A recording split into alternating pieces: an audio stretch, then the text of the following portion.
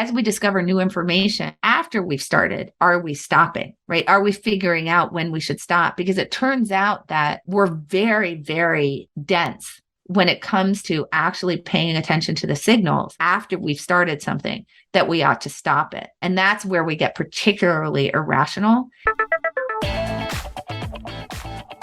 Hi, folks. I'm really delighted to welcome today's guest, Annie Duke, who's written a fascinating new book titled Quit, which is all about knowing when to fold and when to stick in really many different areas of life, including your investments and your career, and I guess your relationships as well. I just finished reading the book last night, and I highly recommend it. It's a very interesting and thought-provoking book. So, Annie, thank you so much for joining us. Well, thank you for having me, William. I'm excited. It's a great pleasure. I wanted to start by asking you about a pioneering psychology professor named Lila Gleitman, who died last year at the age of 92. Because at the very end of the acknowledgement section of your book, you write, "One last final thank you to the late Lila Gleitman, my mentor and best friend. Right up until the week she passed, Lila would inquire about this project, excited about the topic and eager to be my thought partner. A mentor's work lives on through their students, and I hope she would have been proud of the finished project. I miss her every day." And so I was wondering if you could just start by telling us who Lila Gleitman was and how she influenced you so profoundly. I see, now I'm tearing up. So Lila, just an intellectual giant in cognitive psychology. Her specialty was first language acquisition. She did psycholinguistics, and she started way back when it was a very interesting time to be a woman in academics. She studied at Penn. She's very good friends with Noam Chomsky, very much under the influence of him. Zelig Harris was her advisor, who, these are all obviously giants in psycholinguistics. And she originally couldn't get a job as a professor because she ended up marrying Henry Gleitman, who also just like larger than life. He died about 10 years ago. And Henry had a professorship at Swarthmore, and so she could not get one because spouses weren't allowed to be at the same place. She ended up being like a research assistant for a while before she actually got a tenure track position. But she was a real pioneer in thinking about something really important about, I really think about this as informing the way that I thought about poker, which is, how does a child learn their first language, which is not trivial, right? Like, I think that we think that, people say words and then they point to things. And then obviously if I say book and I point to a book as the child, you go, oh, that's a book. And then that's sort of how it proceeds. But it's actually, if you start thinking about it, it's like that seems incredibly hard to do, because there are all sorts of things which, first of all, are non-obvious about pointing to. Like, how would a child ever learn a word like think? So you point to someone who's thinking, what are you pointing at? Right? Or believe. That doesn't exist in the world. It's conceptual, right? And then you can also think about other types of even action verbs like walk, which is really hard, because when you point to the action of walking, you're also pointing to lots of things. And that's separate and apart from the structure of the language, things that we call the closed class, like prepositions, articles like the, those kinds of things. So, so she was really thinking about, well, in that case, like it doesn't seem like there's a very clear mapping between the world and the things that are being said, not in a way that it makes sense that someone would be able to learn this language in the space of 2 years. And I think that we can all feel that when we're trying to learn a foreign language, how incredibly hard it is. And we even have a language already that we can base it on. And so kind of taking a lot of influence from Chomsky, what she said is, but there's a structure to the language, and the structure is very specific about what a word could or could not mean. So as an example, if I say to you, the man daxed into the store, even though you don't know the word dax, I have confined, like, it can't be believe, right? It can't be thought. It has to be something that has like walked into, stepped into, looked into. I've constrained the set of things that could be. And if I gave you more structures within which that was, I've said the man daxed into the store, but also I could say the dog daxed, right? That starts to constrain it even further. And that if there was some way that the child had access to the structure of the language, that the structure actually creates real constraints about what any word could or could not mean, right? And that this would allow the mapping to occur more quickly. And so she just started sort of thinking about that problem, and really just through many, many brilliant students like Alyssa Newport, Susan Golden Medal, Sharon Armstrong, Barbara Landau, just a variety of really, really brilliant students who have come out of her lab. Gary Marcus is another one. Started building this body of proof that the child does actually have access to the grammar. And one of the like amazing proof points of that was that if you take children who are deaf, can't hear, and you deny them sign language, so you don't give them any language input, which actually happened in the 70s. There was a movement to try to make them be able to read lips. And so you were told not to allow your children, not to sign to your children, that the children themselves create a fully grammatical sign language with no input. So it looks like there's kind of like a language function that's built in where you will produce these fully grammatical languages. There's a variety of other proof points for this. And that then allows the child to sort of bootstrap, what do all of these words mean, and then build out the language. So you can kind of think about it as there's certain settings for the grammar. Like, is it more like German, or is it more like French? Because there's some grammatical differences. And once you sort of figure that out, you can unlock the whole system. So she was working right up until the moment that she died. And I went to graduate school. I studied under her. That was really mainly what I was working on, was this concept of syntactic bootstrapping. And she was really, really amazing. And then right at the end of graduate school, I got sick as I was going out for my job talks, actually. And I ended up taking a year off. And then during that year was when I played poker, and I lost touch with her, which was my fault, not hers. I was just ashamed that I had left graduate school. I felt like I had let her down. I had a whole big talk track happening for me about what a failure I was. And we reconnected a little over a decade before she died. And just accidentally, I saw her in a doctor's office, actually. And it was like no time had passed. And it's one of those amazing moments for me where I had this whole track about how ashamed she was of me. And it turned out that she was just proud and sad that we hadn't been seeing each other. And from that moment on, we started basically having lunch literally every week, at least. We just picked right back up where we came from. I found out that she was actually really proud of me. And she had been cheerleading me the whole time. And I got this person back who was this incredibly important figure in my life, intellectually and also emotionally. And I'm very, very grateful for that last 10 years that I had with her.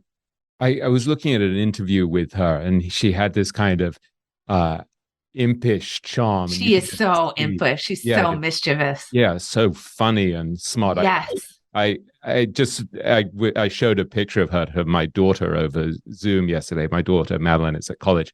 And my daughter's like, that is one cool woman. Like, you could just see, like, she exuded attitude and fun. And I mean, she had to claw and fight her way into a place in academics at the time. There weren't a lot of women around. And, I mean, she literally, I mean, she was probably the smartest person in the room, and she had to be a research assistant in order to be able to do her work.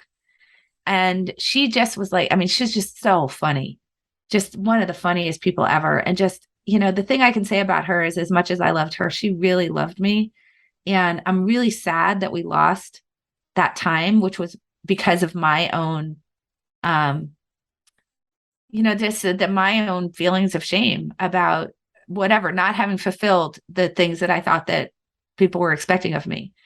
And I'm so grateful for that day. I was sitting in a waiting room, and there she was. And I went over to her, and and this is one of the things about her. I mean, I think that there are people who might have been very irked, to say the least, that we had fallen out of touch after putting so much time into my education, and our relationship was quite close. And I think a lot of people could have really held that against me. And I walked over, and the minute she saw me, it was just this huge smile on her face. And there was never 1 minute, not one. And when I visited her in the hospital a couple of days before she died, we had talked about it a little bit before, But when we're in the hospital, I actually told her, I just said, Lila, I lived with so much shame over that for 20 years. And I'm so sad. Like, I'm just so sad that I missed that time. And I'm so afraid that I disappointed you and that it wasn't okay. And she just said, not for a second should you ever think that. I have never done anything but love you. And I've never been anything but proud of you. I mean, she was just that type of person, and I miss her every day. I really do. And I hope she would be really proud of what I'm doing now. I know here's the thing we were talking about. She was really encouraging me to go back and finish my dissertation. I've been talking about it for a little while. And she knew that the plans were afoot at the time that she passed. And as much as I really hope she's proud of this, I really hope she's proud somewhere to know that I've now enrolled back at Penn and I'm finishing up. And on the days where I'm like, why am I doing this? It's always like, because I can just see the smile on Lila's face, This is an amazing thing that we need to sort of explain to our listeners, that basically here you are, this kind of famous author who's written 3, I think, big books and, become kind of a very well-known speaker and expert on decision-making. And here you are in early middle age, going back to college to finish the 5 years of research that you did under Lila. Is that fair to say? Yeah. So the rules are, if you've been gone for too long, you have to a tiny bit start over, not all the way.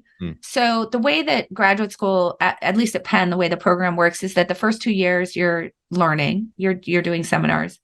And then, the first 2.5 years. And then the second semester of your third year, you would do something called qualifying exams, which would qualify you to be a PhD candidate. So that's essentially showing a command of the literature that you're working in, the space that you're working in. Then after that, that's when you can start to TA. You're TA before that, but you can start to teach your own classes because you're considered qualified. And then you're putting together your dissertation for the last 2 years. So I was actually on my way to job talks. What that means is that I'd already done all of my research for my dissertation. It was ready to go. I just really needed to defend it. But I got sick. I got really sick. I ended up in the hospital for a couple of weeks. And I needed to take time off. That's when I started playing poker, so I didn't defend. To go back to that, so you had it was something called gastroparesis, which is some sort of disorder. Sorry, you can see my knowledge of medicine. Yeah. So it's some sort of disorder of the stomach, right? So you're in your final period at I'm literally about to go to NYU for a job talk to go hopefully get a tenure track position. And so then, as I understand it, and so you were a star student, right? You were a National Science Foundation fellow and the like. You're applying for. I'll let you say that. But you thought you were going to become a college professor, and then suddenly, at the age of 26, you get sick, and it kind of catapults you from one path into this whole new direction. Can you talk more about becoming a poker player and the sense of shame? Because this was not it was a slightly tawdry and disreputable profession in those days, right? If anyone even considered a profession. So can you talk about that shift and the role also that your brother played in shifting the direction of your life away from this incipient academic career into a raffish poker career? Sure. So let me just say also about re-enrolling is they're not making me do the whole thing over again. So I'm writing the dissertation. As soon as I defend that, I'll be done. And I'm doing that with Phil Tetlock. I don't know if you're familiar with super forecasting. He's amazing. He wrote a great book. And his wife, Barb Mellers, who's equally amazing. We should talk about super forecasting later because I would love to, because that's what my dissertation is on. We're actually working with novice forecasters, which is super fun, trying to help them to become better forecasters. It'll make no difference, Annie, because the expert forecasters are equally lousy. So the novices. Well, that's true. It turns out you can turn people who've never forecasted into really good forecasters pretty quickly. But we'll talk about that with handing them the right concepts. It's funny because Tetlock writes that basically the experts do less well than chimpanzees throwing darts, and so right. Except for the super forecasters who do better than CIA analysts. So that's true. Yeah, so with the poker thing, let's go back to the poker thing. The dramatic shift at the age of 20. So I get sick. I actually had job talks lined up at a whole bunch of places. I think it was NYU, Duke, University of Oregon, I think Cornell, UT Austin. Yeah. So I was really on the tenure track. path. And I get sick. I end up in the hospital for a couple weeks. But I want to just explain to everybody that it's 1992, I think, something like that, 1992. So it's hard to imagine because now we see poker on television all the time. Seems like, I mean, it's an odd thing to do, but certainly people know that you can do that for a living. And they think it's like a relatively respectable thing to do now, I think. But at this time, there was not poker on television. Obviously, there wasn't internet poker. So this was not anything that was in the realm of possibility for what somebody would consider doing for a profession. But I needed money. So I didn't have my fellowship because I wasn't in school. I was taking time off and I needed money.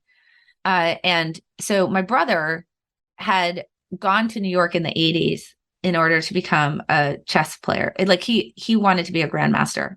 So he was a master, but he wanted to be a grandmaster. And so he was studying with someone there, taking deferred a year of college in order to do that. And in that time, he started playing poker. He actually became really good at it. So there was like a whole underground poker scene in New York. He started winning a lot of money at that, actually made it to the final table of the World Series of Poker at the age of 23. And so that was all happening sort of at the end of high school for me. And then also when I was in college in New York for 4 years, and I would sometimes go watch him play. Certainly when I was in graduate school and during graduate school, he would bring me out to play, to watch him at the World Series of Poker, but it was boring. And so I asked him if I could play. And so I played a little recreationally, but that was it. So now all of a sudden I'm like, oh no, I don't have any money. And he suggested that I play poker in the meantime to make some money.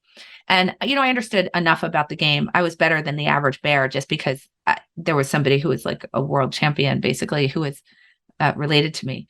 And he helped me to sort of work through the game. And I started playing and I started winning right away. And it was kind of the perfect thing for me to do at the time because I didn't know day to day, like how I was going to feel. And so I needed something where it's like, make your own hours, which poker definitely is, where you weren't obligated to a boss. There was no like calling in sick or something like that. And I did really well, but like, just so that people understand, like at that time, again, it's not on television. I mean, people definitely think about this as something that the Vice Squad should be dealing with. So when I would tell people that I was playing poker, it'd be kind of like, are you dealing drugs on the side also? But I think because I was a woman, a lot of times it would be, what does your husband do? Because like, I think they assumed like I had a gambling addiction. And so my husband must be really rich. Huh. I think it's interesting. My husband was a house husband at the time, by the way. So I was actually making the money. But so it's just weird, right? And then they would often ask me if I'd been to Gamblers Anonymous. That would also be a thing that they would ask.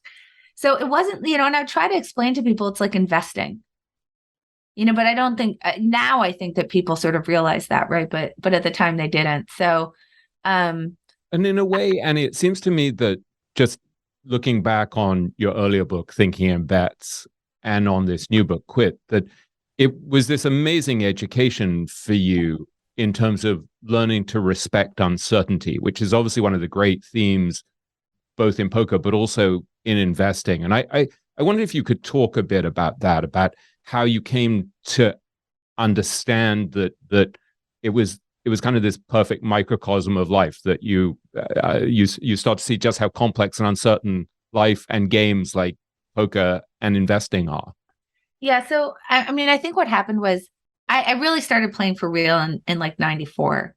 And I would say that the first 8 years, I was just trying to figure the game out, which is trying to sort of get your arms around the uncertainty, that really understanding like you have to get down to, what do I have control over and what don't I have control over? And I have to accept the tremendous influence of luck.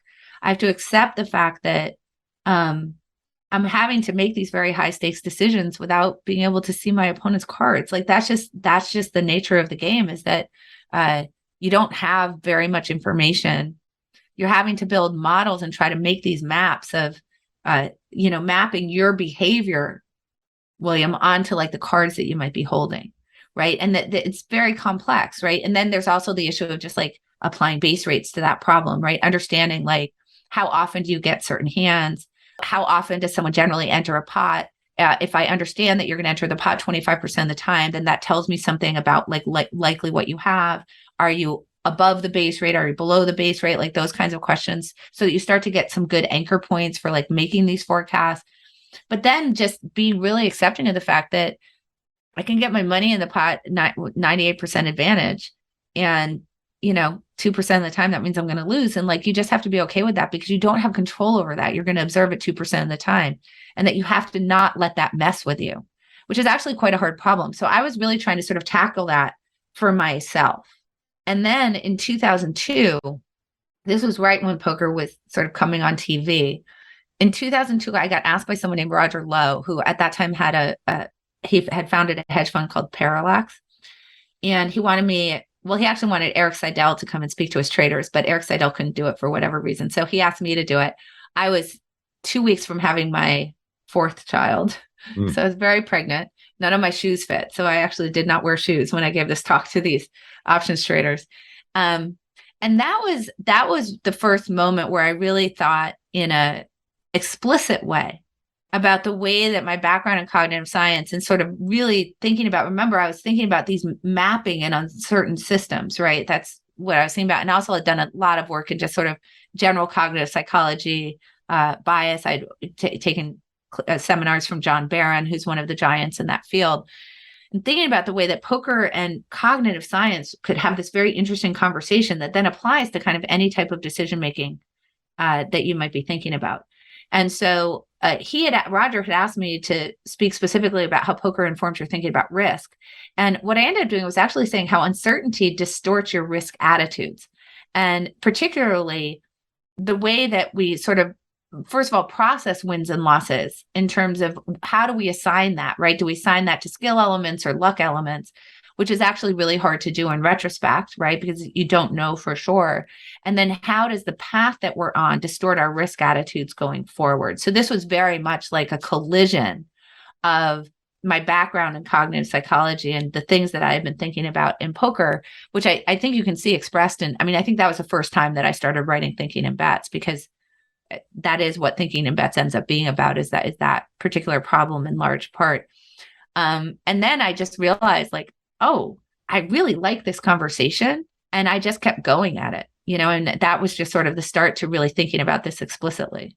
It's interesting how so often in life, it's these unexpected things that don't seem to have any relationship to each other that come together and somehow create something new and fresh. That it was your weird interest in cognitive bootstrapping and the acquisition of language and the whether there's some grammar innate in the mind when we're born or something, and then that somehow leads you into poker kind of randomly, and then you understand poker. And I think also Lila had kind of taught you to think very scientifically in a way that very few poker players would. So you're sort of bringing together these different strands, and then you stumble into the financial world, and so you're able to apply it. Does that make any sense? There's something kind of weird and beautiful and sort of random and sort of lucky and yeah, there's definitely a lot of luck. There's definitely a lot of randomness. To harken back to David Epstein, there's a lot of range. Yeah. And I think that, one of the things that I think when people look at my life, I think they tend to describe it as you just did, which is like, oh, what a lot of random things that you were doing. But when I look back at it, I say, I have never done anything which wasn't pulling the exact same thread. And that thread is, how are you learning? How are you making decisions? How are you closing feedback loops under uncertainty? Because that's the whole language problem, right? Is like closing the feedback loop in this incredibly uncertain system where it's just not clear. It's like, I point at a dog. Am I talking about panting, barking, fur, a paw, the dog itself, an animal, a mammal, right? Like thinking, sleeping. What on earth does that mean? And how does this little being actually manage to close those feedback loops, right? And it has to do with constraints in the system that then becomes a big part of the way that I think about poker, which is, how do you constrain the way that you're processing that world in order to avoid the mistakes that you might make in mapping, an outcome to why did that outcome occur, which I think is such a huge problem for us as decision makers, right? Like, you lose on an investment. Was it like, Was it just bad luck? Was your thesis wrong? Was some part of your thesis wrong? What was the contribution of either one of those two things? And I think it's incredibly hard, and left to our own devices, I think we do a very bad job of it. And so starting to think about those constraints, which is really the solution within the language space, and how do we take that type of solution and apply it to our own decision making, to both say, which is this real, in the end, it's embracing the uncertainty. It's saying, I'm not going to try to get to 100% certain, because I think that's ridiculous to try to do that. We can't do that. And if that's our goal, we're going to be really bad decision makers, because we're not acknowledging the position that we're in as decision makers. So instead, what I have to do is embrace the uncertainty, and also embrace the mindware that I came in with, right? Like there are biases that are innate to me. That's separate and apart from the noise in the system, right? The noise is the embracing of the uncertainty. And then I know that I'm going to be viewing the world in a biased way that's going to be relatively systematic. And so how can I create constraints that will then allow me to be a good decision maker within the environment that I have to make decisions? And I don't think that there's anything in my adult life that I don't think I've thought about anything else. And I know it's like, graduate school and language acquisition, how on earth could that possibly relate to poker? And how on earth could that then relate to the books that I've written, or the consulting that I've done, or helping a company that's a SaaS startup to, work through the stuff that they're doing? And whoa, isn't that a lot of different things? But no, it's the exact same thing. I do the exact same thing. I just have been lucky enough, because of weird stuff that's happened in my life, to have been able to think about that thing as it applies to what look like very different problems, that I think have really informed that in a good way. So, in the end, I kind of look back and say, wow, that was really lucky that I got sick. It wasn't lucky that I lost 2 decades with Lila. That's my fault. And had that not happened, that would, I would not have reacted that way and done that. But in terms of everything else, it was incredibly lucky. Yeah, I remember Ed Thorpe once, when I asked him how you approach life as a game. He said, well, look, there's the stuff like your DNA that's just like the hand that you're dealt. And then there are the decisions you make about how to play it, like whether you get vaccinated, whether you have your annual checkup, whether you exercise, whether you eat well. It sounds so logical and obvious once you hear it, but it's not. Yeah, but we don't. It's like, we're so bad at it. Yeah. And so I wanted to ask you actually about someone whose name you mentioned, which in your world of poker, everyone will know, but for many of our listeners, he won't be familiar, which is Erik Seidel. So because your brother had this extraordinary group of poker players around him in New York when you were 16. I met Erik Seidel when I was 16 years old. Amazing. So for people who don't know, I mean, Seidel, and I know so little about poker, I can't even tell you, I'm embarrassed to admit, but he, as I understand it, won 9 World Series of Poker bracelets. And yeah, I mean, he's ridiculous. Yeah, he made something like $40 million as a player so far. So, and was also a stock exchange trader before he became a professional poker player. So you've written before that he was in some ways the person who taught you what it means to strive to be a rational thinker. And you've also said that you have a crush on his intellect. So I wondered if you could explain to us what you learned in this sort of unlikely field about how to think more rationally. What did Seidel teach you?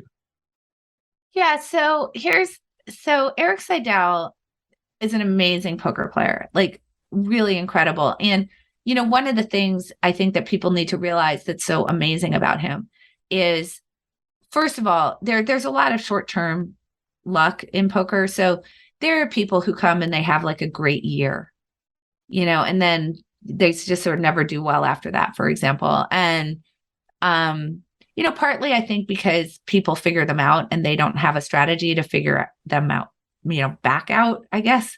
And you see that in a lot of sports. Someone comes in and does something really unusual. At first, they do really well, and then their opponents figure them out. And if they don't have a response, it's, they're not going to do particularly well.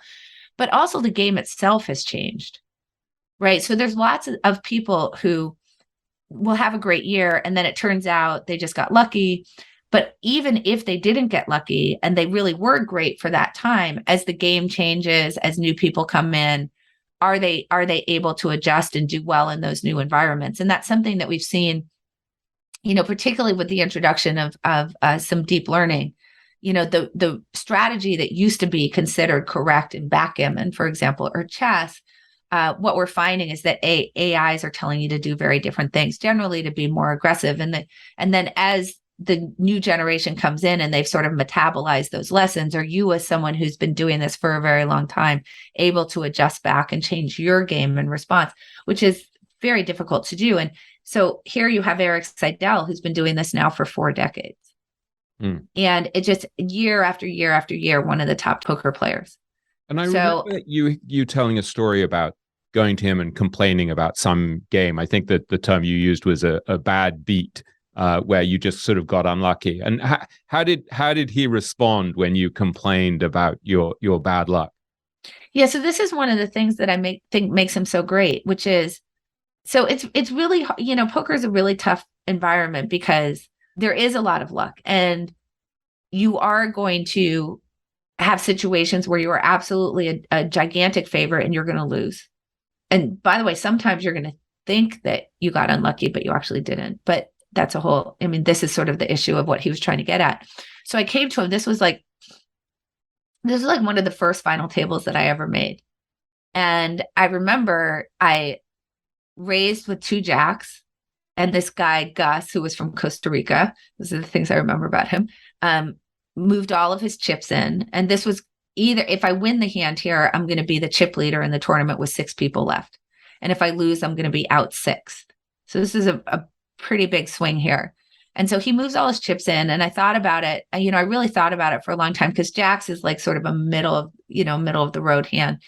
And I ended up calling. I really just decided that he didn't have a great hand, and he had 2 9s. So just to set the stage, I'm going to win that pot around 82% of the time, just shy of that.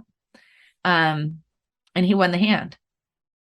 And this was the biggest stage I'd ever been on. It was the most money I had ever played for. This was a really big deal. Had I lost hands like that before? Sure, but never when it mattered so much. So I walked away from that table, and I was really upset. And I went to him, and I was just complaining to him. And I was like, can you believe this? Like, I made such a great call, and this idiot moved in with 2 9s and blah, blah, blah, blah. It's this whole thing about how unlucky I was.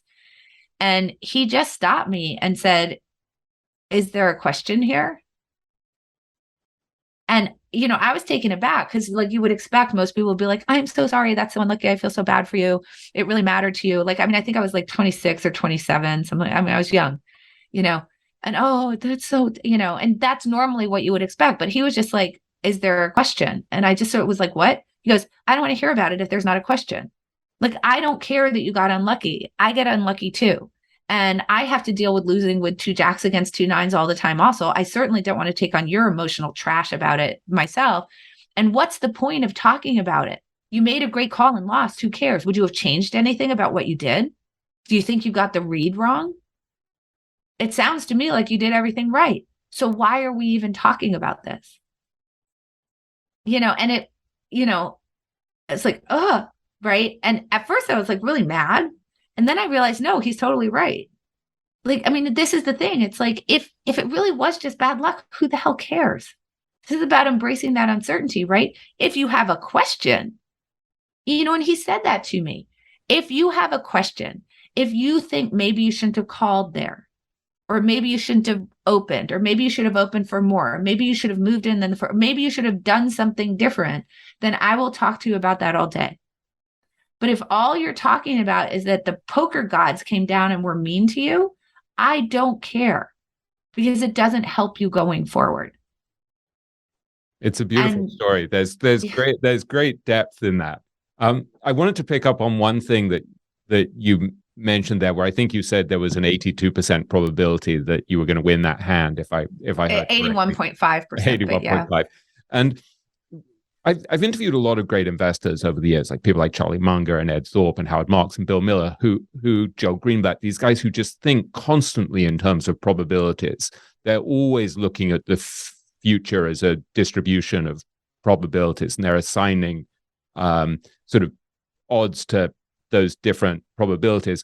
And I once asked Howard Marks if it was possible for an investor like me, who's not really wired that way, to learn to think probabilistically. And I was kind of disappointed. He was like, yeah, no, probably not. And I was interested in this whole question of A, how important it is to learn to think in terms of probabilities, and B, whether you actually think that is something that we can become much better at. Yes, I think I'm going to disagree with Howard Marks here. So I think I'm going to disagree on two counts. And by the way, I love Howard Marks. He's super, super smart. And actually, he may not disagree with me when I phrase it this way. Let me just He say may that. just have meant me, that I could never learn to think No, but I probabilistically. think no, because Howard and I have actually talked about this, and I think here he's going to agree with me because I'm going to reframe it. Mm. And I think with the reframe, he's going to be on the same page as me. Okay, here's thing number one. You are thinking probabilistically. Mm. So I think this is really important to understand. So I actually had someone recently say to me, like, oh, you're talking about probabilities and expected value and those kinds of things. But that doesn't apply to marriage. Because that's like a one-time decision where you just got to go with your heart or whatever. And my response was, oh, do you just walk out onto the street and marry someone at random? And of course the answer is no. And it's because you are making a forecast of the future. You are saying, what have I learned from people that I dated? What is my model of myself? What is my model of this person? And yeah, just because you're not going to repeat the decision over and over again, obviously you're still doing a forecast. You're still saying, I think my expected value is higher if I marry this person, given the constraints of the time that I have, maybe your biological clock, so on and so forth, what your values are, in comparison to continuing to search for other people. Right. And the Also, fact that we don't, sorry, Annie, to cut you off, even if you look at the, I had a close relative who was a serial philanderer who got himself in trouble, and he's playing the odds. He's like, what are the odds that I'm going to get caught and this is going to ruin my family? Well, yes, that would be a good negative example of thinking probabilistically, but exactly right. And I Exactly right. It's remember like I have warning things that him I as a value. kid and saying, look, You're going to get caught if you do it enough times, right? And he was like, no, no, no, no, no. And then he got caught and it ruined his right. family. And hopefully you learn from that. So that's the thing is like, even if you don't think you're doing it explicitly, literally every single decision you make is probabilistic. It's because it's a forecast. It's a forecast made under conditions where you don't have all the facts. You generally know very little in comparison to all there is to be known. And there's going to be the influence of luck on the outcome, right? And that's true. Like, look, when you decide a particular route that you're going to take to work, it's a forecast. I think this is going to get me to work in the time that it's going to take me to get there. Or maybe you value scenic, the scenic route. And so you're saying this is more likely to let me see lots of scenery in comparison with when I need to be there. And then if there's an accident on the road and you decide to exit to take a different route, that's an expected value calculation. You are thinking probabilistically. If I exit, even though normally this would take longer, there's a higher probability I'm going to get there on time. So I think that's number one, is that we have to reject the idea that if you're not doing it explicitly, that you aren't thinking probabilistically, because every decision is a probabilistic decision just by its nature, because the world is probabilistic. That is how we decide.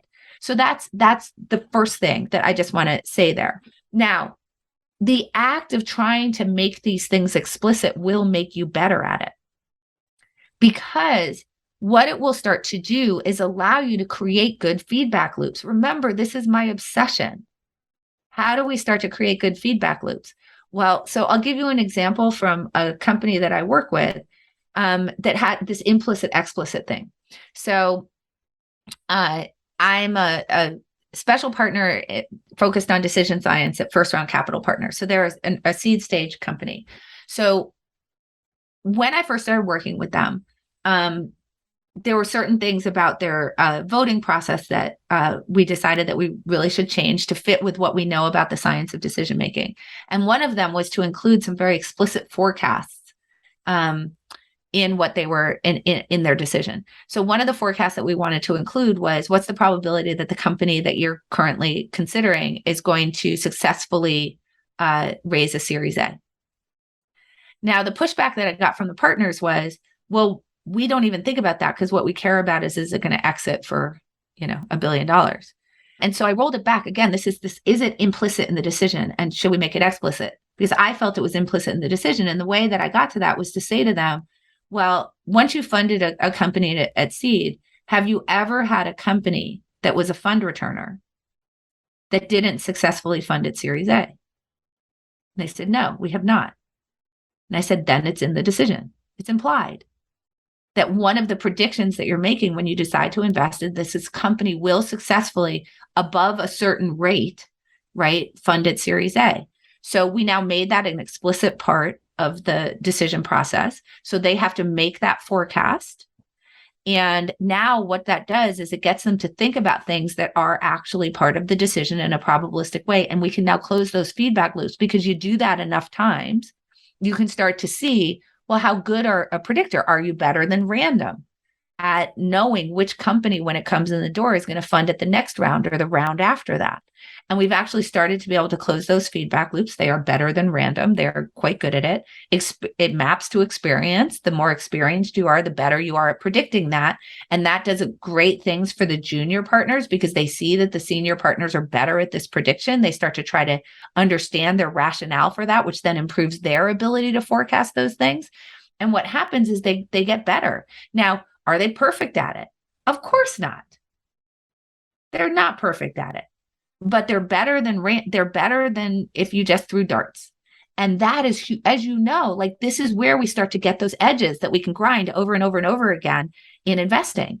So I just don't accept it. I say, you are thinking probabilistically, so let's start making it explicit. And if you start to do that explicitly, you will get better.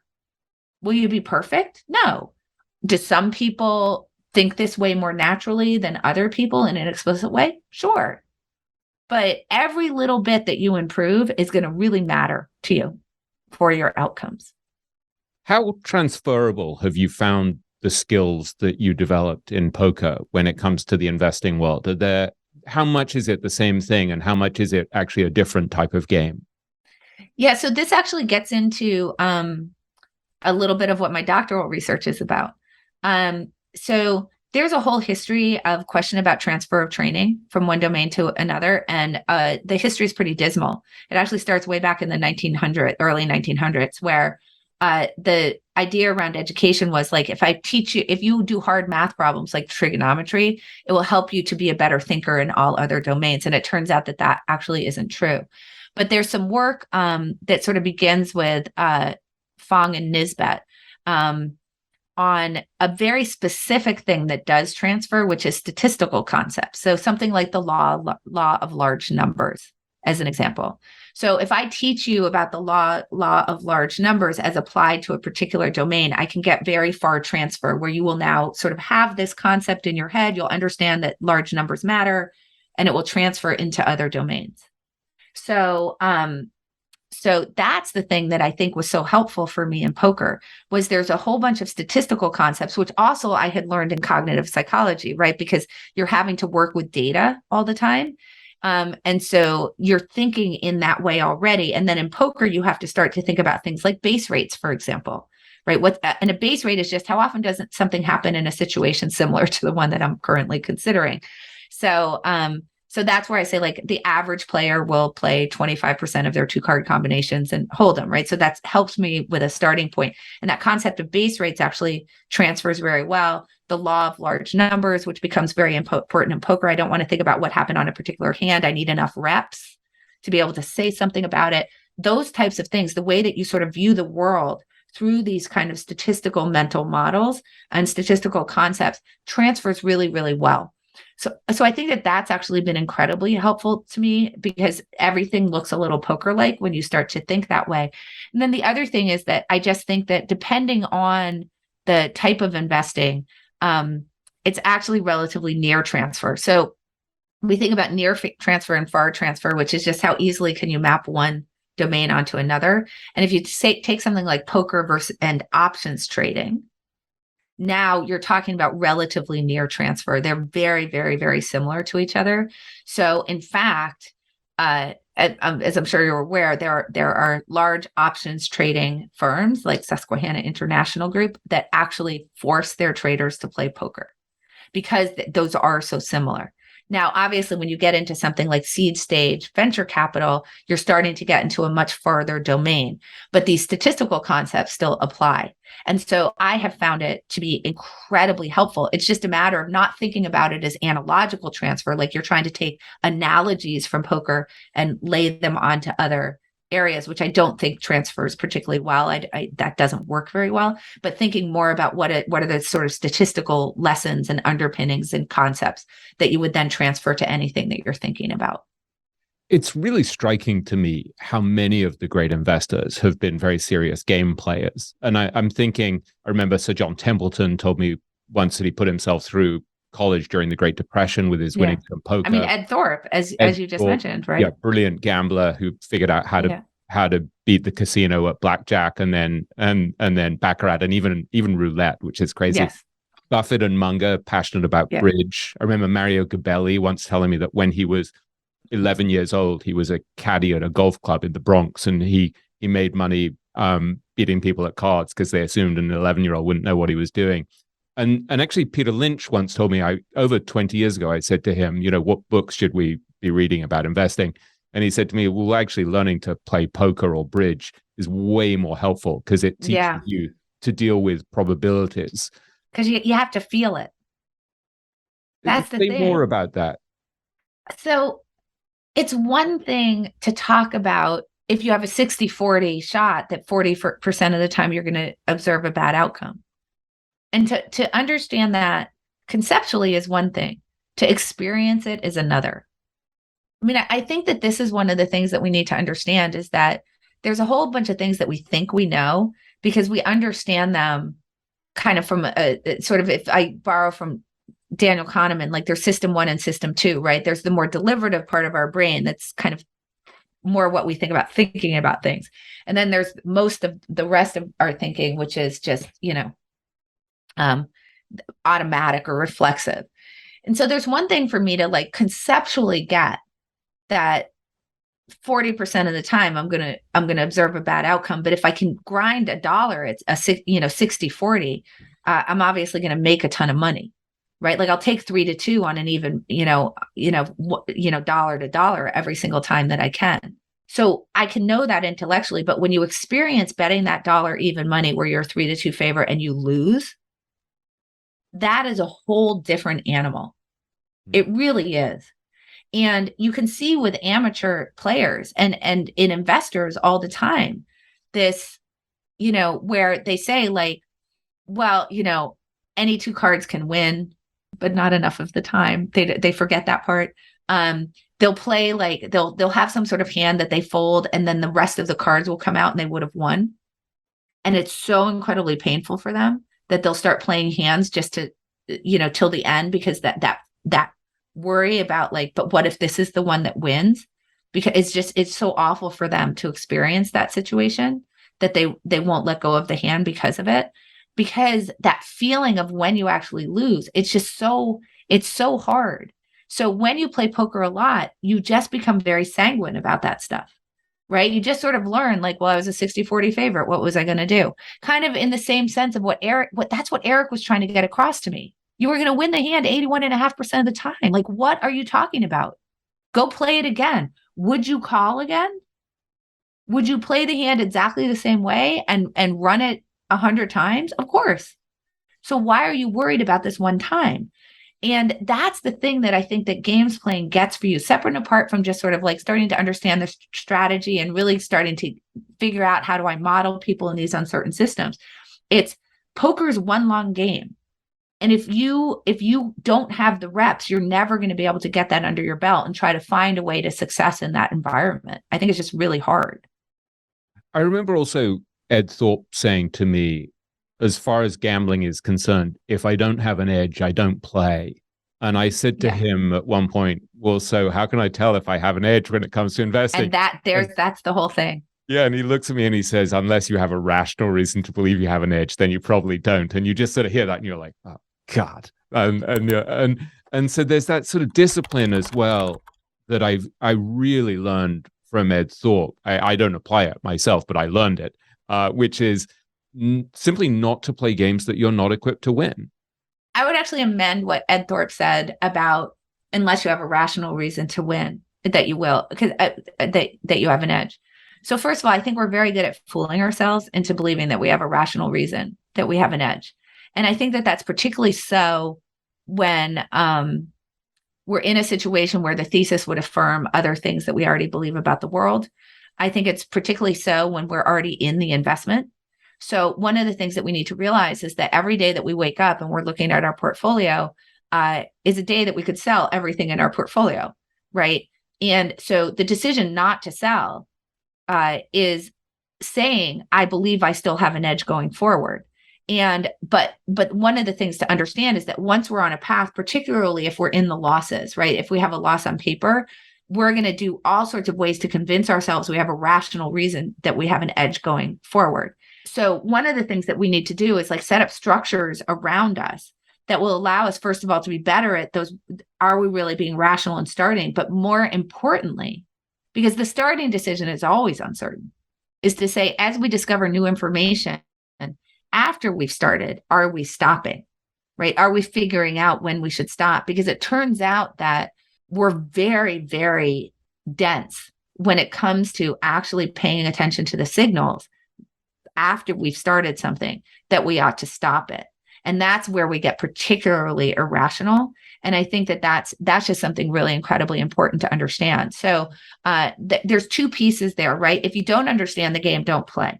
Right. So I completely agree with that. There's a reason why I never owned a single coin, because I didn't understand it. I didn't want to understand it. I'm at a point in my life where I was like, you know what? I don't really need to sit down and like research Bitcoin and NFTs.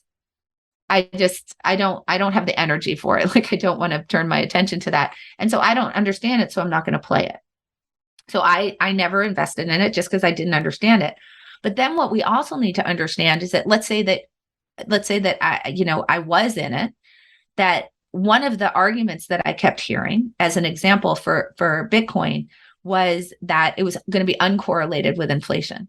Okay, so look, I don't know from anything that seems like a reasonable thesis. We haven't experienced any inflation, so you probably have a rational reason that you have an edge there because of that piece of the puzzle, that it's going to be uncorrelated, so it will act somewhat as a hedge against inflation. And who am I to argue with that? And by the way, who are you to argue with that? Because that's a forecast and we haven't experienced inflation yet, right? But the question is, what do you do when it turns out it's not uncorrelated? That's the big question. And William, I mean, that's what I would ask you. Were people selling when they figured out it wasn't correlated, that it was very much correlated with inflation? And the answer for most people is no. And so that's where we need to start thinking about, like, that's where that you better have a rational reason and behave rationally to those signals, I think, comes into even much more play, is post-decision. So you describe in the book Quit a very valuable tool, which you call kill criteria, which obviously relates to what we're discussing here, where you develop in advance a set of kill criteria for when to cut your losses. Say, can you talk more about this and how we should do it? Like, let's say we're about to buy a stock, or we're about to buy a fund, or we're about to buy a cryptocurrency. How can you take us through the process of laying out kill criteria, making what you call a pre-commitment contract, so that you actually know what you're going to do when things start to go horribly wrong? Here's what we need to realize about these decisions about stopping. I think that we, particularly for investors, we get lots and lots of focus on the starting question. What are you buying? What theses are you deciding that you actually want to trade? What positions do you want to put on? But we need to get a lot more focus on the selling side. And I think that one of the reasons why we don't focus on it so much is that we have an intuition that if we have a particular thesis that implies certain things about, say, the fundamentals, what are the fundamentals going to look like in the future, that when those fundamentals move against us, that obviously we're going to take risk off.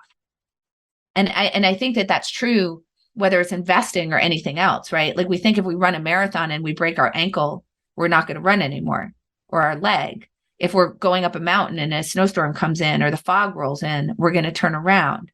If we have a business and things just start going to crap, that obviously we're going to do something about it. And the fact is that, like, just this decades and decades and decades of research shows that we're not very good at paying attention to those signals when they occur. So like, with the Bitcoin example, if you're investing in that, let's say in part or maybe in whole, let's say the main part of your thesis is I'm using this as a hedge against inflation because it's not going to be correlated with inflation. Yeah, We or think that, financial chaos in general. If the financial yes, system starts to melt down and stocks start to melt down, it's not going to be correlated with stocks. It's going to be a hedge. And then suddenly everything falls apart and you're like, oh no, this is right, falling too. So this is falling too. yeah, I think that because that's part of our thesis, right, we assume that just because it's part of our thesis, that when those things occur in the future, that would be a signal that maybe the thesis wasn't, on point, that we'll react to those in a rational way, which would be to take the risk off. That is what our intuition is. But again, decades and decades and decades of science tells us that that is not what we do. When, as you say, when financial chaos occurs and things are melting down, Bitcoin melts down too. Do people then now no longer become Bitcoin believers? That's the question. And I think that we've seen no, that's not it. That's not what happens at all. I think it's a good example of it. Okay, so the question is then, so how do we actually solve for this problem, right? Because if we know that we're not going to be good at paying attention to the signals when they happen, right? Which is so bad because the option to quit is so incredibly valuable, because when you learn new information after you've started something, the option to quit is what lets you do something about it. Imagine if you didn't have that option. Imagine if when you bought something, you had to hold it for the rest of your life. Oh my God, nightmare, right? Okay. So, so what we need to do then is say, if we can't rely on ourselves to react in a rational way to the signals when they occur, what we need to do then is do that work in advance. So this is kill criteria. So I've done this work with PMs.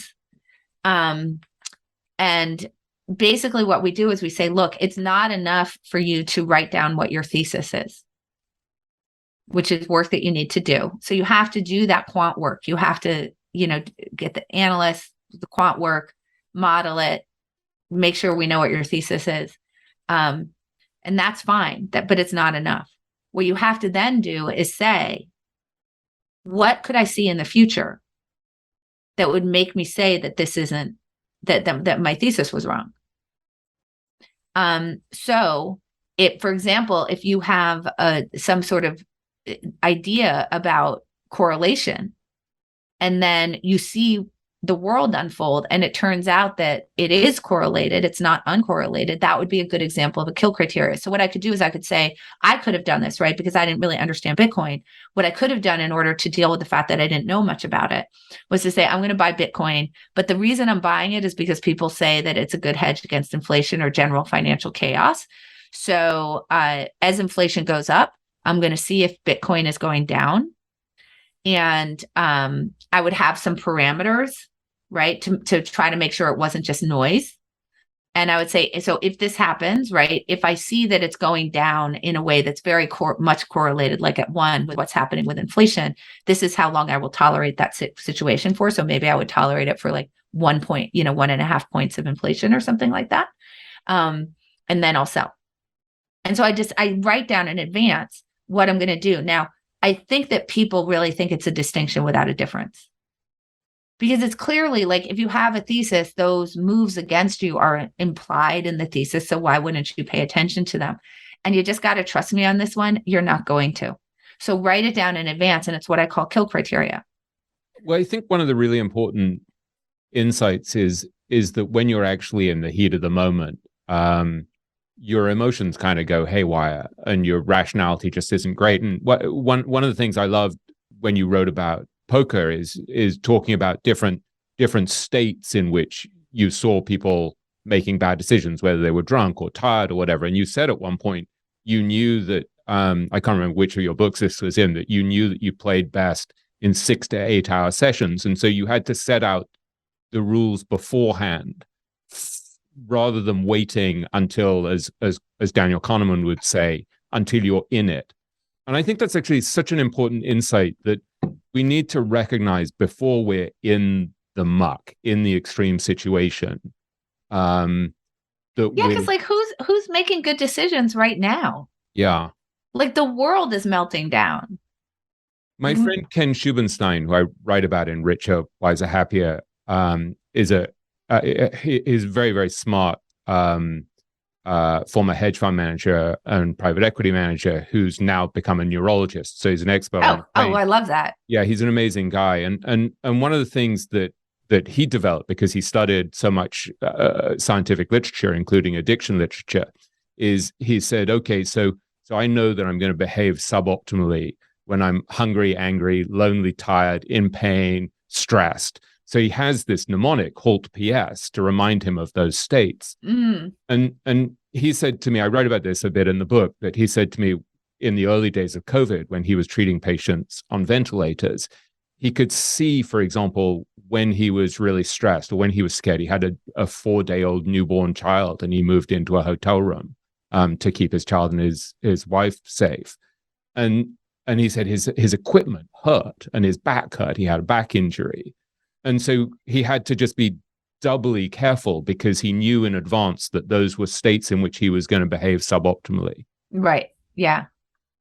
So exactly. And then put on top of it, there are particular states where you're going to feel suboptimally that have to do with your own like physical state.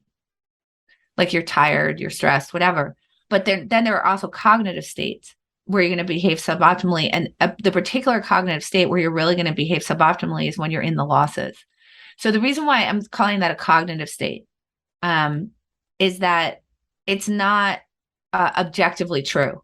So being in the losses, which means that you have some sort of loss on a mental account, it lines up somewhat with what your balance sheet really looks like, but not exactly. So it's true that if you bought a stock at 50 and is trading at 40, you're both cognitively in the losses and you're in the losses in terms of your balance sheet, right? You're carrying an unrealized loss. But what's interesting is if you bought a stock at 50 that went to 100 and is now trading at 75, you are in the gains in terms of your balance sheet, but you're in the losses cognitively. Because you were at 100, you're now at 75. So you're experiencing that in the losses. Another example would be if you're running a marathon and you've run 12 miles of the marathon, you're like technically in the gains in the sense of like you've run 12 miles more than zero, but you're cognitively in the losses because you're short the finish line by 14 miles plus, right? So that's in the losses. So this in particular, the 68 hours was dealing with the physical issue. But then I also had a loss limit to deal with the cognitive issue, which is that when you're in the losses, you're going to be a terrible decision maker. And the reason that you're going to be a terrible decision maker is separate and apart from it's going to cause you to be emotional, is that you're going to want to get your money back. And this is a really big problem for investors, right? Like you start down a path, it starts to lose, and you don't want to sell because you can't get your money back. That's the moment that you go from a loss on paper to a sure loss. It's when it becomes a realized loss. And that is a moment that we do not like. And so we will come up with all sorts of reasons to think we're being rational in continuing on when we're being completely irrational because we're just trying to protect ourselves from having that moment of having to take the sure loss. This is what Daniel Kahneman calls sure loss aversion. And it's related obviously to sunk cost. And we better set up some things in advance that stop us from doing that. Now, again, in poker, there were things I had, like if bad players got up and good players sat down instead. So that would have something a little more to do with the fundamentals. But I also just had simple loss limits in place just because I recognized like I'm probably going to be a bad judge of like who's playing well and who's not. When I'm personally losing, I'm going to be terrible at that. And those were things that I just thought about in advance to try to deal with these issues. So like many people, I'm nursing some losses on individual stocks at the moment, and the most comically awful of them is Alibaba, this Chinese company, which I looked at this morning, and I'm down 59% in I think probably a year or something. And I bought this after having this amazing kind of Zoom call with Charlie Munger and Lou Simpson and various other great investors. And so, you feel like really special. You're like, okay, so wait, I'm talking to some of the greatest investors of all time about why they love Alibaba and why it's so cheap. And so, I suffer from authority bias, right? So Sure. I sort of fall in love with the ideas of these brilliant people I talk to, and I have access to brilliant minds. And so then I'm like, wow, I feel so special. I've got this insight into what they're doing. And so then I buy this stuff occasionally. I very rarely buy an individual stock, but I own like about 3 of them. And then it's down 59%. And so I'm just sort of sitting there watching it, kind of in a sort of somewhat paralyzed, somewhat amused, somewhat fascinated way. And I wondered if you could just talk about some of the cognitive biases that are kicking in here, right? So there's loss aversion or sure loss aversion that you just talked about. Talk a bit more about sunk cost effect and status quo bias and things like that, because it's kind of this lollapalooza of idiotic cognitive biases that are making it impossible for me to make a decision. So I think people are familiar with loss aversion. We don't like to start things that carry with them a chance of loss, even if we're winning to the decision, right? So we'll prefer like some sort of low volatility, but not particularly valuable investment over one that's higher volatility, but more valuable, because the higher volatility investment obviously carries with it a higher chance that you'll lose and probably a larger possible loss. So that's a problem with starting. Sure loss aversion, on the other hand, is when you already have a loss on the books or even a cognitive loss on the books, right? Like it was trading at one level and now it's trading lower. We don't like to sell. Loss aversion stops you from starting. Sure loss aversion stops you from stopping. In other words, we won't sell because we already have the loss on the books. So sure loss aversion is related. It plays with sunk cost effect, which is simply that we take into account what we've already spent on an endeavor, time, attention, money, on whether we should continue and spend more. In part because we fear that if we don't, we'll have wasted what we already spent. We don't want to do that. And also in part because we feel like we want to get our money back, basically, or our time back. And if we exit, that's the moment that we can no longer do that. But as long as we continue, we could recover the cause. Of course, this is irrational, because what matters is the next dollar that you spend worthwhile, not did you already spend a dollar? We shouldn't care. So if you're holding a stock at 40, that's the same thing, less transaction costs, as saying, I'm willing to buy this stock at 40, right? But what happens is that even stocks that you wouldn't buy at 40 today, you'll hold because you've already lost on the position to date and you're trying to get that back. That's an error in the way that we do mental accounting, because we don't think about it as fungible across a portfolio. Okay, so that's the sunk cost effect that stops us from stopping rather. Then we can bring loss aversion again, as opposed to sure loss aversion, back into the equation with this stopping us from starting that loss aversion does, because when we quit, it's usually because we're considering starting something new. So what ends up happening is that we have this very strong preference for the status quo, right? Whether it's the job you're already in, or an investment that you're already holding, a relationship that you're already in, a project you're already doing, a product you're already developing, whatever, a route that you already take to work. We have a preference for sticking with the status quo. And partly that's because we're much more tolerant of the possibility of bad outcomes that come from a status quo choice than we are from switching to something new. And that's because loss aversion gets recruited for things we're thinking about starting. And we don't think about sticking with the status quo as starting, right? So when we hold on to a stock each day, we don't think about that as buying anew. It's just what we're already doing, right? It's not sort of, this also goes along with something called omission commission bias, right? Like we think about switching as making a decision, the commission, and sticking as an omission, a failure to act. And so what happens is that you'll hear people say, why aren't you switching? And they'll say, well, what if that turns out badly? Even in cases where they already know that the thing they're doing is turning out badly. So I've had this happen. Like I had a conversation with this woman, Dr. Sarah Olson Martinez, who was in a job she really hated. She was an ER doc, but also a hospital administrator.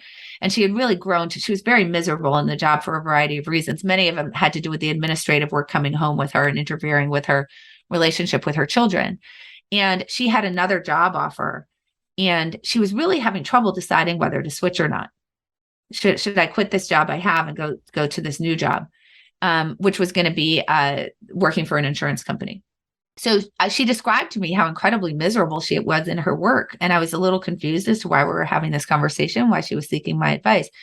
And so I said to her, well, I just want to understand, like, what's the hang up here? Like, why are you thinking that you don't want to switch? And she said, because what if I go to the new job and I don't like it and it's awful? So I said, okay. So here's loss aversion, right? We can see this. I don't want to go start this thing because what if it turns out poorly? That's very classic loss aversion. But it obviously wasn't being recruited for the status quo, for the things she was already doing. So I just said to her, well, it's a year from now, you stay in the job you're in. What's the probability you're happy? And she said 0%. She'd had enough experience to say that with confidence. So I said, okay, if you switch to the new job, it's a year from now. What's the probability you're happy? She said, well, I don't know. That's kind of hard, but probably 50-50. And I just said, okay, so would you rather have a 0% chance of happiness or a 50% chance of happiness? And then she got it and she switched, but she was so concerned about the 50% chance of being unhappy that she had been having a terrible time trying to decide whether to switch. So that's a whole bunch of things. That's loss aversion, omission, commission bias, status quo bias, and also something called ambiguity aversion that has to do with fear of the unknown, which you could also kind of see in that decision making. And then we also have the issue, which I think is really important for investors, of something called endowment. We value things we own much more than we value things that we don't own. And it's not just like ownership over investments, like we actually own the stock, right? Or we own the bond, or whatever, we own the option. But it's also our ideas. And every time we invest, we have ownership over our thesis.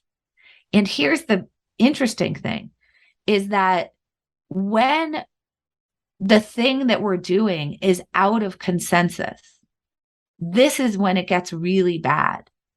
So when we think about these issues of sunk cost and sure loss aversion and the way our identity gets wrapped up in things and the way we have ownership over things and the way that affects our inability to stop, you have to put a big, huge blinking warning sign when the thing we're doing is out of consensus. So like, so William, I assume that when you grew up, you thought Pluto was a planet. Yeah, if I cared about it. Yeah, I cared. If you cared about it. But did everybody else think that too? Yeah. So when there was new data that came in where the scientists said, oh, by the way, it's not a planet, it's some other thing. Did you care? Did you change your mind? Did you switch your belief? Yeah, sure. I looked at it and I'm like, yeah, okay. Yeah, whatever. I didn't care enough to stick to my to challenge the belief, right? Right. And the reason is that it wasn't part of you because it was a consensus belief. But when we start to do things that are out of consensus, when we get signals from the world that what we believe to be true isn't correct, then it becomes very hard to change our mind because we feel much more ownership over those things that are different than everybody else. Our identity is much more wrapped up into things that are different than everybody else. So there's this wonderful study that demonstrates this from John Bashir's and Katie Milkman of the Wharton School, where they just looked at stock analysts and they looked at like 6,000 forecasts or something like that. It was a lot of forecasts. And there were some forecasts that were completely in the mainstream where like all the analysts agreed these were earnings projections. So everybody agreed on the earnings projections for say the next quarter. But then sometimes the analysts would take a really out of consensus position about their forecast for the earnings in the next quarter. And what they wanted to know was essentially when you actually see what the earnings report is and it conflicts with the forecast, what happens? Do they stick to their previous forecast and sort of double down on it for the next quarter, or do they update their forecast? So that's the question that they were asking. And they found something really interesting, that when the analysts made a in consensus forecast and then the actual earnings conflicted with the forecast they made, they changed their minds. They updated their forecast. But when they made an out of consensus forecast and then the earnings conflicted with that forecast, they wouldn't update. They doubled down on it. They escalated their commitment to the out of consensus forecast. So there was a really big difference between in consensus and out of consensus, where they stuck to these, sort of like very extreme positions that they had taken and they wouldn't change their minds. And I think that we need to realize that which is really an issue about identity, ends up starting to play a very large role in whether or not we're willing to quit things.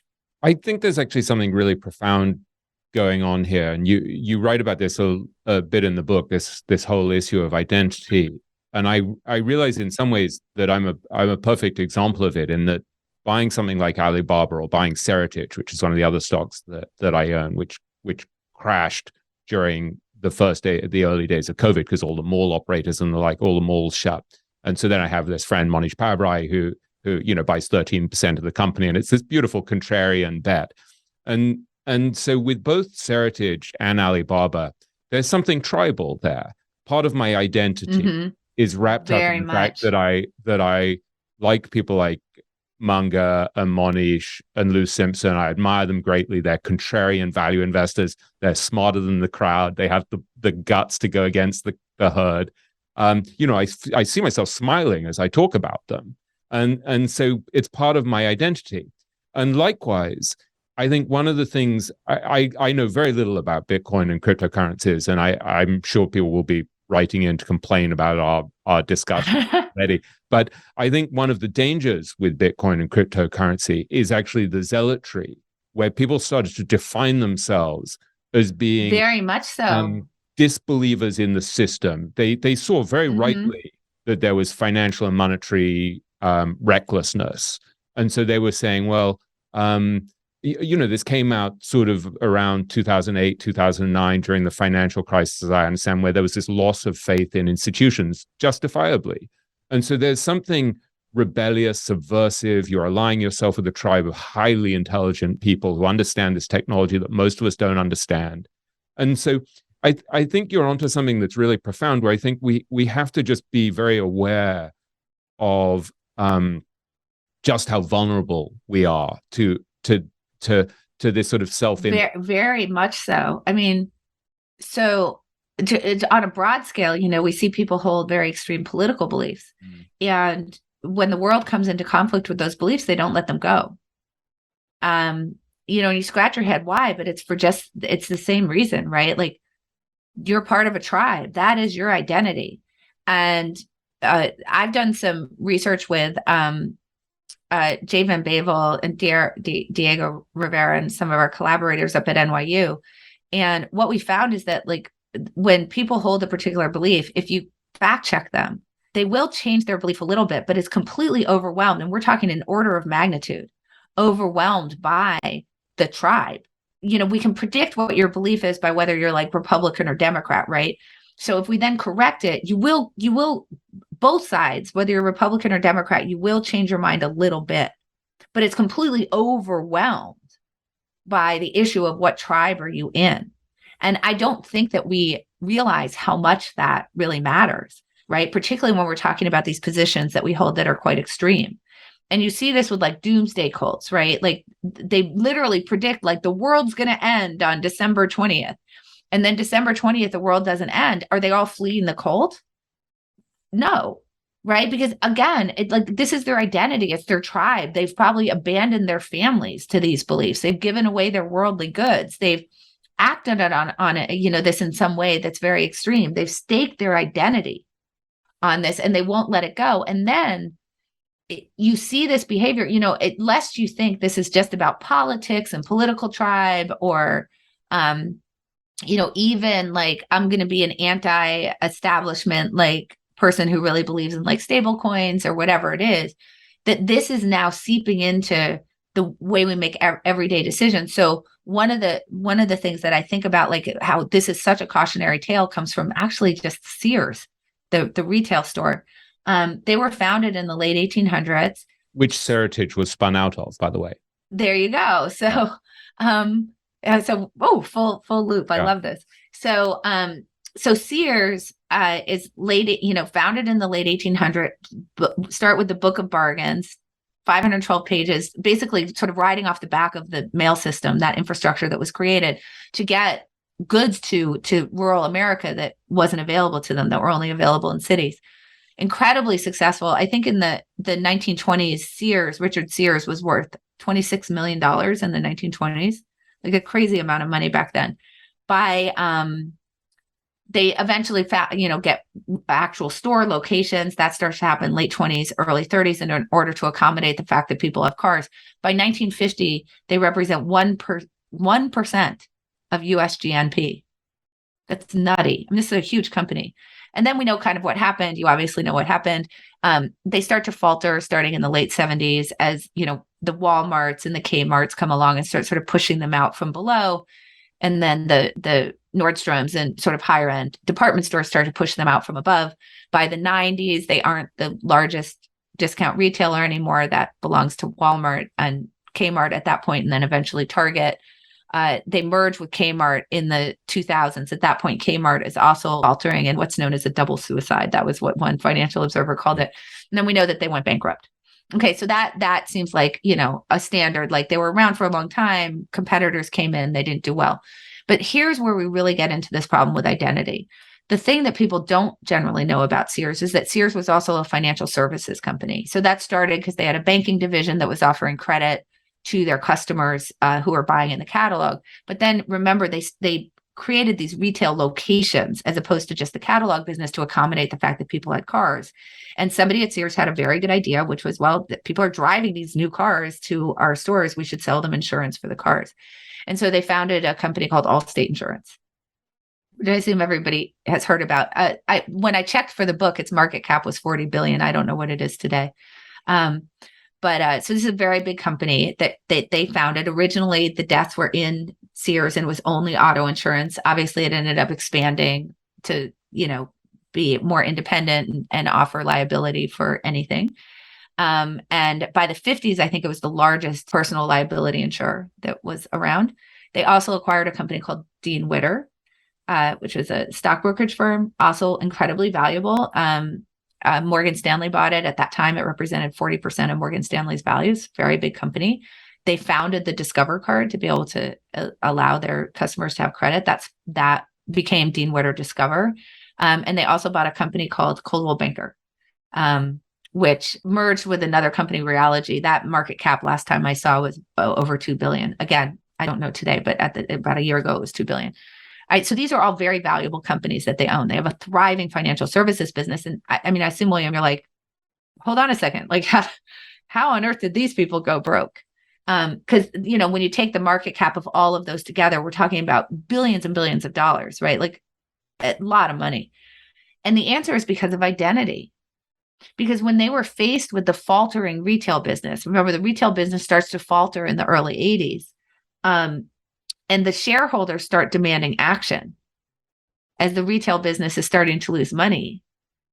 They decide, and this is in the notes from the board meeting, to get back to its retailing roots. And so they make the decision to sell off all the financial services assets in order to save the retail stores. Now, from the outside, you're looking in, you're like, what are you talking about? You have bad assets here that, these stores that are being pushed out by competitors and aren't making any money. You have this thriving financial services business. Why aren't you getting rid of the stores? And the reason is because Sears was a retail company. They sold stuff. And they wanted to protect that identity. And we know what ended up happening. You, of all people, know what ended up happening with that. So, and you're adding in things like endowment effect and sunk costs, identity. It's a lollapalooza of these cognitive biases. That's right. I think what's interesting, Annie, also is you mention in the book that knowing is not the same as doing, and that knowing, for example, about sunk cost effect doesn't protect you from it. And I was looking over many of the questions that came in when I asked people on Twitter to send in questions for me to ask you. And someone called @Fixius14, who's also called Michael Field, says, well, how does one actually internalize the concepts discussed in the book as opposed to just being able to articulate them? And I think that's a hugely important question. We can listen to all of these discussions of cognitive biases. I mean, I can actually look at Alibaba and say, okay, I'm down 59%. Here are all of the biases that are making me stupid. And I still can't decide what to do. Yeah. So how do you shift from knowing that you're irrational and that all of these things are happening to you, that you're subject to all of these idiotic cognitive biases, to actually internalizing something and doing anything about it to protect yourself? Such a good question. So the first thing is we talked about one of the things is kill criteria. So think in advance about what are the signals that I might see in the future that would tell me that it's time to walk away. And you will get better at it. Now, even in the case of Alibaba, right? So you're already in it. You didn't do this in advance. But it's not too late, because what you can do, and hopefully you will when we get off, is sit down and say, what do I need to see within the next quarter or the next 2 quarters from the way that this investment might perform? So essentially think, how long can I tolerate this? How much time do I need in order for me to actually get the information that I would need in order to be able to make a decision?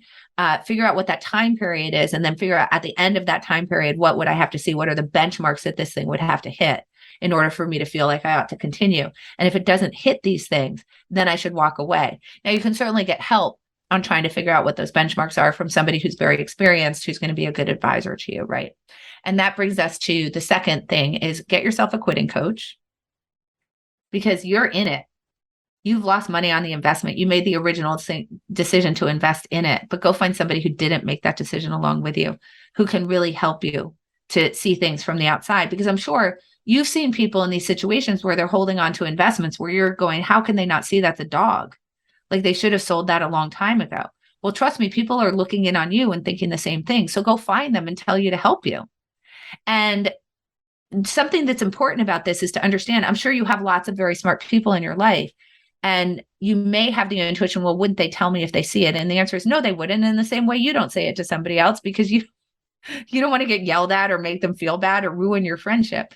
So and you might be wrong as well. I had this discussion with Thomas Russo, who's a famous international investor, a couple of weeks ago, and he's like, no, I was wrong about Alibaba, and I started to sell my position. I trimmed it. I didn't understand just how much risk there was of the Chinese government messing with this stuff.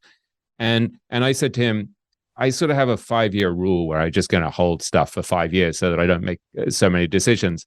And he's like, well, you'll probably do better than me. And that's what's also so hard, is it's so murky. It goes back to your question, your conclusion from poker, which is, I'm not sure. There's so much uncertainty. Yeah. So I would say, first of all, with the quitting coach, you want to sit down and create these kill criteria together. So that's something that you can do. Like, is this a situation where I should just hold for 5 years? Because I think we should agree, you shouldn't hold everything for 5 years, right? If something, let me give you a simple example. For some reason, you decide to buy a meme stock. Are you supposed to hold that for 5 years? Well, obviously not. If something goes to a penny, right? Like if the business is clearly going out of business, hopefully you notice that beforehand. So we can have a rule of 5 years, but we have to have some unlesses that are attached to that. And this is true of all goals that we have. So we want to set out kill criteria with, ideally with a quitting coach that we can go and check in, someone who's very experienced, who can help us look at those criteria, revamp them, because you're going to want to, obviously, like if you make kill criteria for a particular quarter, then you would want to make a new set of them. And then get somebody to help you to be able to see it from the outside. And then when it comes to goals, hard and fast rules, like I only hold for 5 years, make sure that you have some unlesses that are attached to that. And let me explain why, just like, this isn't going to seem related, but it is. There's this woman, Siobhan O'Keefe, who was running the 2019 London Marathon. And right around mile 4, she started to experience a lot of pain in her leg. And then on mile 8, her fibula snapped. Like, she literally broke a bone in her leg. Now, I assume you share the intuition that she stopped running. One would assume, but she didn't. She finished the race. Now, this is weird.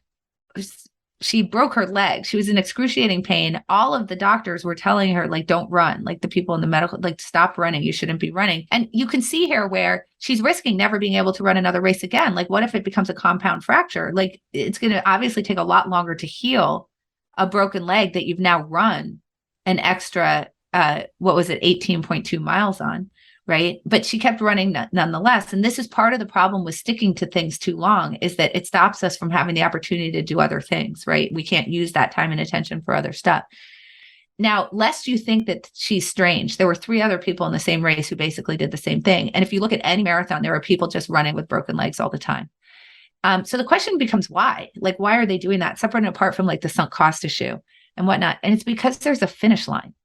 The finish line is 26.2 miles. And when we talk about being in the losses as a cognitive phenomenon, it doesn't matter that she ran 8 miles, she's short 18.2 miles. So therefore, she has to keep going because otherwise she has failed. If you get 300 feet from the top of Everest, you didn't climb 29,000 feet. You failed. You failed to get to the finish line. So when we set these goals, right, these marks, these lines in the sand, the problem is that we will keep going toward them basically no matter what, because otherwise we will have failed. So just this would be the caution with I have a 5-year hold, which is unless. So an example might be, here's my thesis. I have some sense of the effect, for example, of what the Chinese government is going to have on this particular investment. So as long as that holds, as long as the status quo is the same and nothing tells me that that was a silly assumption, I am going to hold for 5 years. I don't care if it goes up or down or whatever, right? I'm just going to hold for 5 years. Unless I see that Jack Ma disappears. Okay, at which point I should say, maybe I don't know so much about the Chinese government, and maybe they're going to really interfere with investments here, and I should get out of this because there's something that I thought was true of the world that I now have new information that isn't true of the world. And while normally my 5-year hold, is a rule that I really try to follow in order to protect me from overreaction to the ups and downs of the way things are going, and I'm trying to ride the base rate, right? I want to make sure that I'm not missing out on that, which is that things generally go up, and I want to have enough time to do that. Sometimes there's going to be something that happens where I should put this big unless to that goal. So what I would say with something like Alibaba right now is to just sit down and say, what are the things that I would have to see over the next quarter that would tell me that I have to change my mind? Or maybe go talk to somebody and say, how bad do you think it is that there's been this interference from the Chinese government? Someone you really trust, and find out what they think. And then no matter what, you're going to be making the decision under uncertainty. So the question that I would have for you is not so much, are you going to do better than that investor? But if you had talked to him today and you knew what you knew about Alibaba today, you knew what happened to Jack Ma today, would you buy it today on his advice? And if the answer is no, then you shouldn't be holding it, even if you have bought it in the past, right? And that's the way, I think that's where we have to start to change the way that we're approaching these problems. I think also, Annie, you bring up this really important point that's a thread through all of your work. Wait, I just want to say that's not stock advice for anyone. I'm not advising anybody to sell Alibaba nor buy it. I am not qualified for that. And likewise with our cryptocurrency expertise or lack thereof. Yes, exactly. Just an example. We're just chatting. We're just talking really about the difficulty of thinking rationally, given our cognitive biases. And one of the things you talk about that's a recurring theme in your work is the importance of bringing in other voices, bringing in other perspectives and this goes back all the way to when you were learning poker, where you would be listening to people like Eric Seidel or to your brother Howard. Likewise, I see it in investing where, for example, Howard Marks has Bruce Karsh as his partner. Buffett calls Munger the abominable no man, because he says no to so many of the things that Buffett thought were really good ideas. I see people like Monish Pabrai and Guy Spear talking about their ideas. And it doesn't always hold. I mean, Guy, I think, thinks Monish is taking way too much risk putting lots of money in Turkey.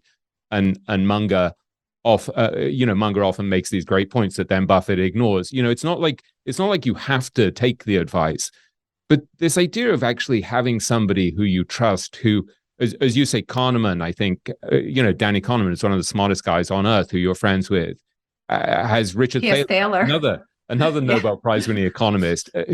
Can you talk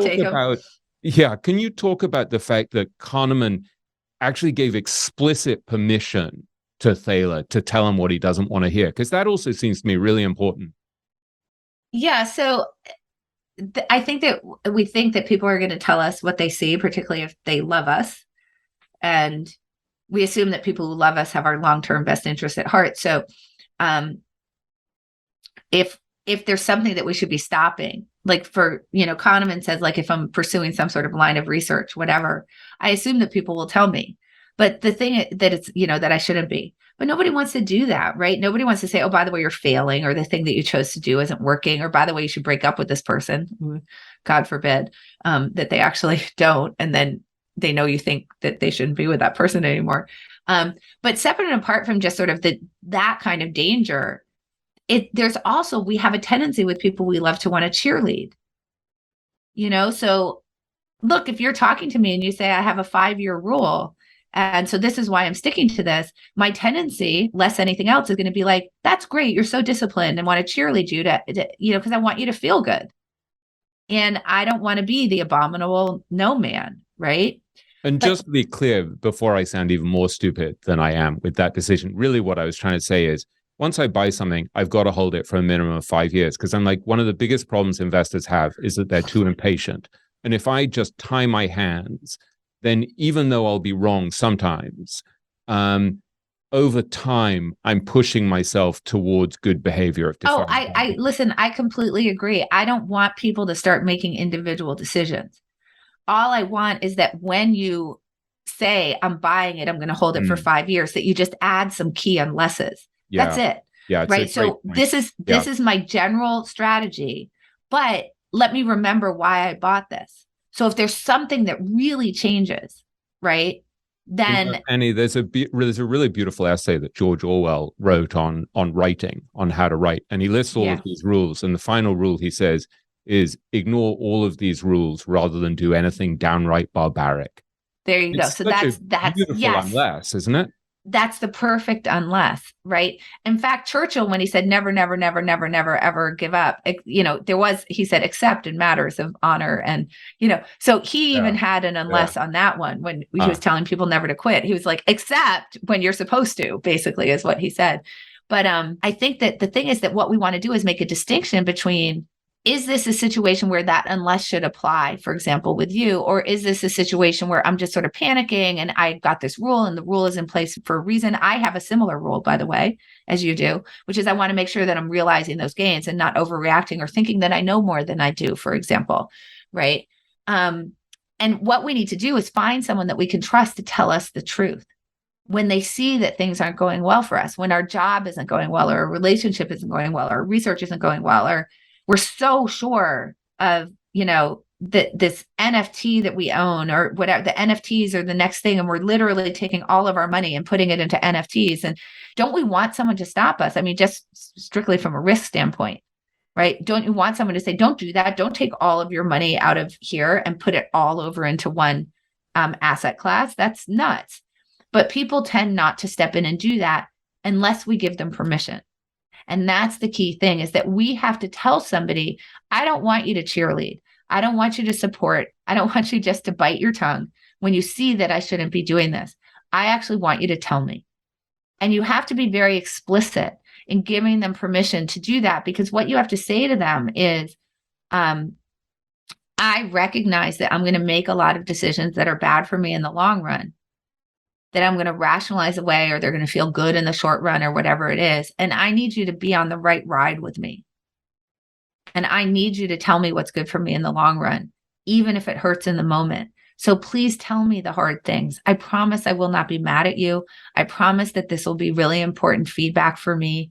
I promise that I will try to listen. I won't always follow what you say, but I know it's going to make me better for it. And if you can do that with someone and find people in your life who are willing to enter into that game with you, you're going to do a lot better. One thing that's really striking when I look at your life, Annie, is that you've been helped by an extraordinary array of unbelievably talented people. I mean, obviously it goes back to Lila, who we talked about at the start, but also when I look at the acknowledgement sections of your books, I can see, you talk about Michael Mauboussin introducing you to Sasha Cohen, who's one of the someone you write about in this book, or talking through the book with you in the early days of the book. You talk about getting help from people like Daniel Kahneman and Richard Thaler in developing the ideas in this book. So two incredible Nobel Prize winning economists. You talk about Philip Tetlock, the author of Super Forecasting.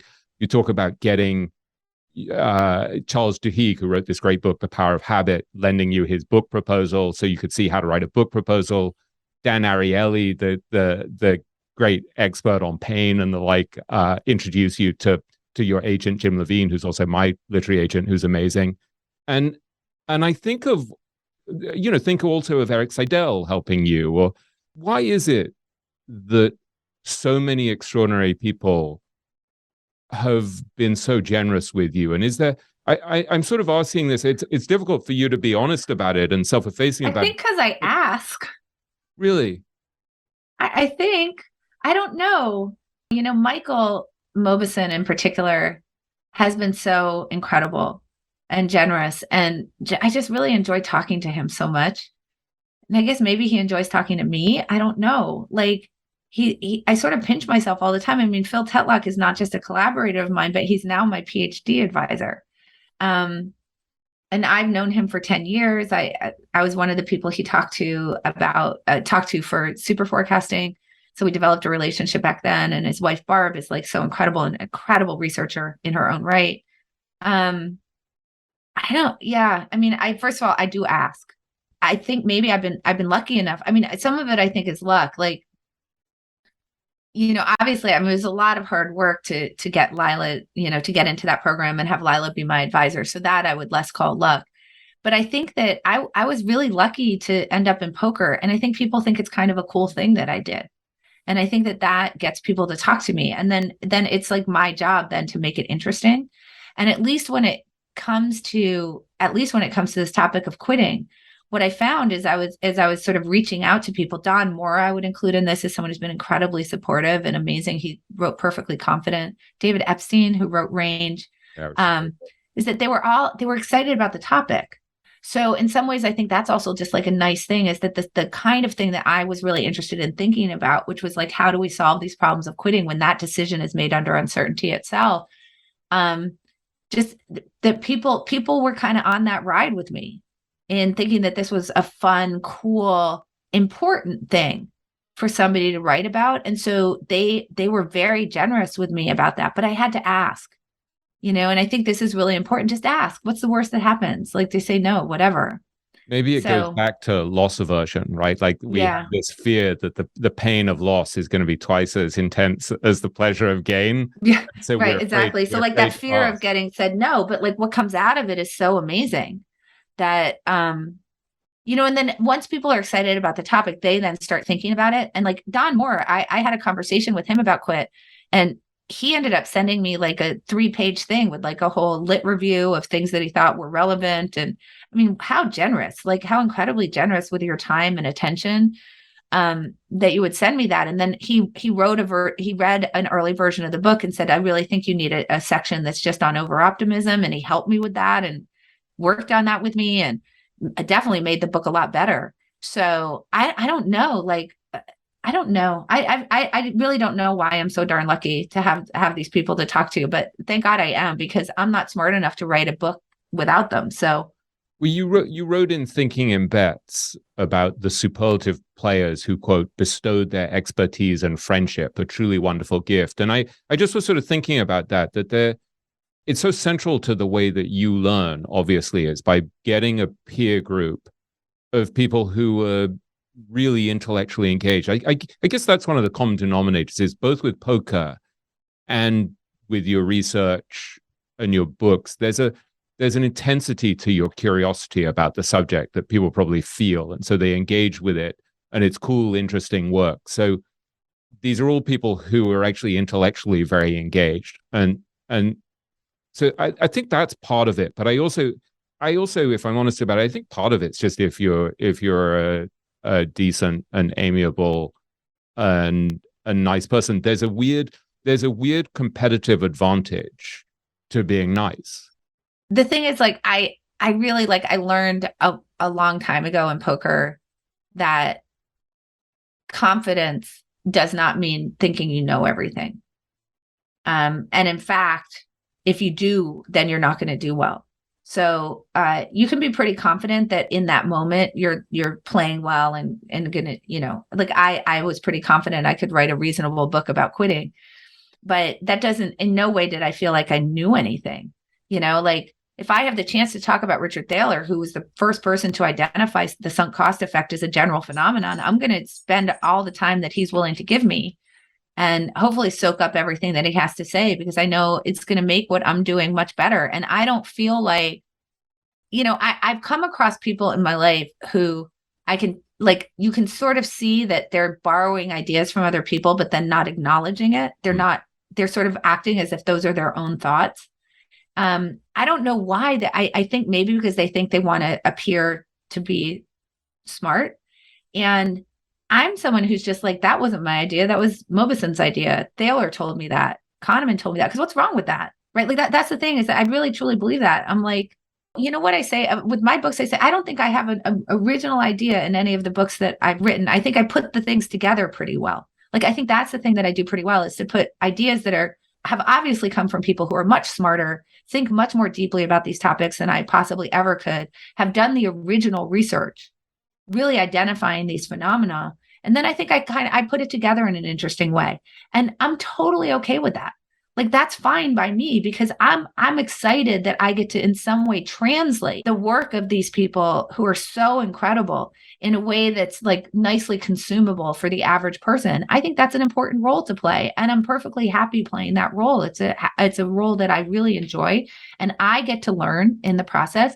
I get to explore the ideas in the process, and I become smarter in the process. And isn't that lucky for me?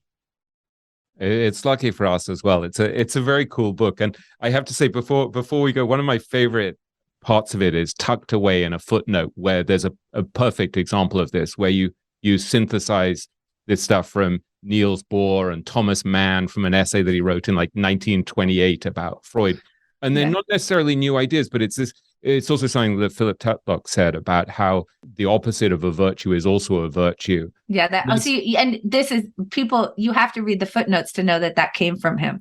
So I appreciate that. But there's something beautiful about that synthesis, and you synthesized this idea, and it kind of expressed something that I've been thinking about a lot, but that you've drawn together from these different sources. And it's a very valuable thing. And I'll just say, I was telling my daughter on Facebook yesterday about this. She's at college in Boston, and she took a picture of me looking incredibly excited, holding a spatula as I was cooking my oatmeal. Oh my gosh, I'm so her, excited. this Well, is thank what you Niels so Bohr much. said. So no, I think you're doing something very valuable in taking your own experience from poker and investing and cognitive bootstrapping and the like, and then drawing in lots of insights from other people and from the reporting you're doing. And it's great. It's a really interesting and thought-provoking book, and so was Thinking in Bets. And so I wish you much success with them. I'm Well, sure. I really appreciate it. Thank you so much. This was such a great conversation. Thanks. It's been a great pleasure, and I hope we'll get to meet in person before too long. The paradox of it is that buying businesses that have been around for a long period of time, that have demonstrated persistence, in some ways can be a safer strategy than trying to buy a business that's growing a lot today. Because many of the businesses that are growing a lot today are industry verticals where market share positions move around a lot.